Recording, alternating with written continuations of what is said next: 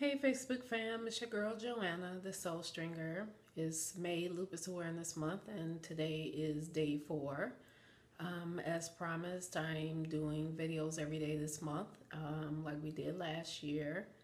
I promised that I would answer questions that you all have regarding my own personal struggle with lupus.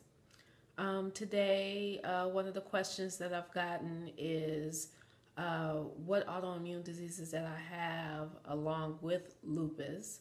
As you may or may not know, that sometimes people with lupus will have additional or overlapping autoimmune diseases together or along with lupus.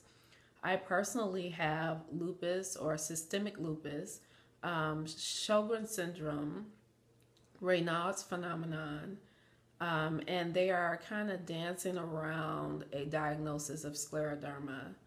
Now, what I will do tomorrow is maybe touch on these autoimmune diseases individually, or just give you a little bit more in-depth idea of what those are to kind of help along with those.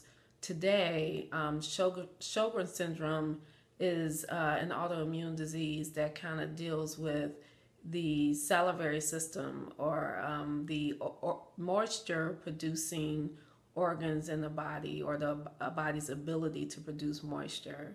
Scleroderma causes hardening of the skin, or things that encase your organs. Raynaud's is the body's circulatory system. So people with that tend to have cold hands, cold feet, cold extremities. So those are the autoimmune diseases that I deal with. In addition to that, I have the comorbidities or symptoms that go along with that, like chronic migraines, problems with my digestive system, just dry skin, dry mouth, dry eyes, dry everything. So there are things that I have to do to kind of counteract those things. Of course, there are a ton of immune suppressant drugs that I take. That's something that we can deal with on another day. And then there are things that I do on my own, like healthy eating, healthy lifestyle.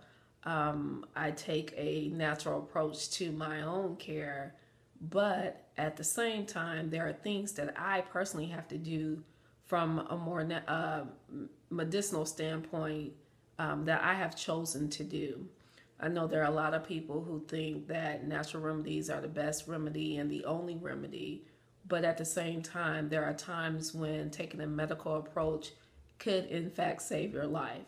And I say that because I am on chemotherapy, because in addition to my autoimmune diseases, I do have a non-Hodgkin's lymphoma. So I am taking chemotherapy not only for that, but also for my lupus. So that's something that you also need to know, is that some lupus patients do have to take chemotherapy for their autoimmune diseases. So that is day 4 of my videos, and that is the autoimmune diseases that I personally deal with along with my lupus.